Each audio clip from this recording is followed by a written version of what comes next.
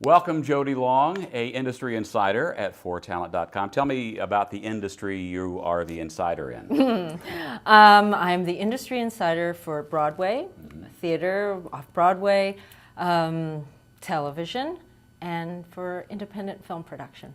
Wow, now you bring that wealth of expertise into writing a blog for Talent. Tell me about the blog. That's correct. It's called In the Trenches because I do believe we're in the trenches at times in this biz of show business. And when I was approached to do it, I kind of like the idea of sharing ideas. I like the idea of having a forum where people could come to and go, oh, this is something I could use. So my blog, it's for young people, but I also do kind of reviews or whatever shows or openings I'm going to, movies. It really depends. So it's been fun. And people get a glimpse of the experiences you've had over the years of your career. You've done a lot of amazing work. Give us a little bumper sticker snapshot of your career. Bumper sticker, 5 Broadway plays, lots of off-Broadway plays. I think I've played every theater in this town of New York City. And almost.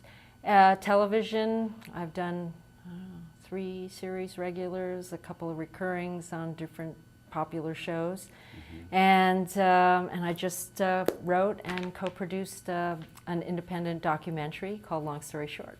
Wow, so you've had experience both in front of the camera, behind the camera, in all facets of the business of performing, and it is a business, isn't it? Is that something that people have their eyes open enough to when they're starting to try to make a name for themselves in the career? Well, I think as a young person, it's about the art or the glory, there's nothing wrong with that.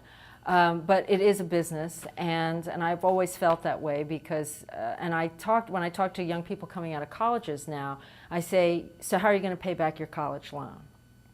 So you better have a really good demo reel and get yourself an agent and get yourself out there, even if it's just for commercials to start or soaps, or so you get the experience. Or regional theater. I mean, I started in regional theater. That's how I started my career. And I did pretty good until I stopped wanting to pack my bags.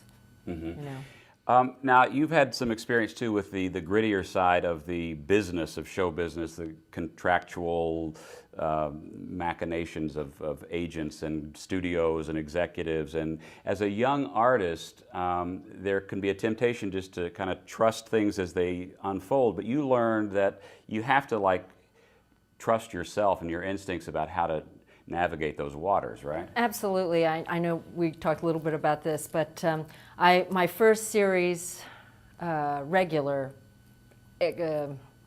audition, I should say, it was Cafe Americain with Valerie Bertinelli.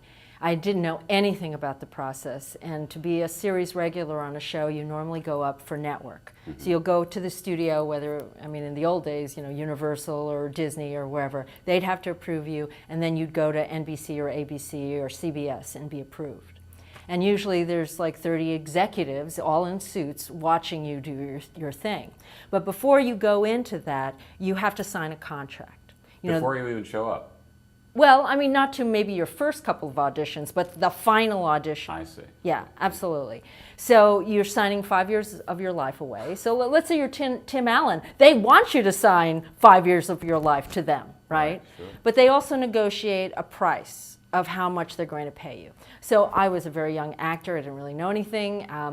I'd come off of Broadway, but I'd never done a television show. So I think my price then was $20,000 for the pilot. This is 1993 or something, and $10,000 a week for series regular. So I think I had 10 out of 13. So that was a lot of money. It was a lot of money then. It's still actually a lot of money now to most people. And but for me, who I was completely broke. My car was on its last legs, and I was like, I need this job. So I went in, and I was up against I think 2 or 3 other people, other women, for this role. And the role was of a Imelda Marcos type, and so I had a very heavy accent, and I kind of used this Chinatown accent, even though she was from some made-up country somewhere. So I made them laugh, and at the end of it, my agent, a couple hours later, my agent called me and said, well, good news and bad news. And I was like, well, give me the good news first. And he said, the good news is you got the job. The bad news is they want to change the contract. They had felt that I was going to be maybe slightly insulting to somebody with this very thick Asian accent, and they just wanted to make me a recurring.